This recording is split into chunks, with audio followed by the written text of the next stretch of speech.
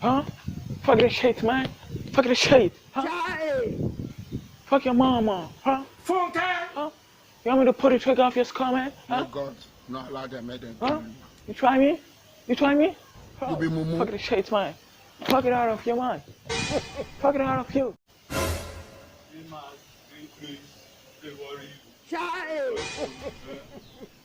He shot you. There is God. Oh. For Nigeria, everybody now with it. Father, you matter with it. They increase. You only you work as one. No, teacher now with it. The first by the way, yes. Now will pass. May God not allow them make them kill you. There's way for you. You be mumu. Kilonso. Alonso. Tiba mwe ma buy Hey! I hear me tell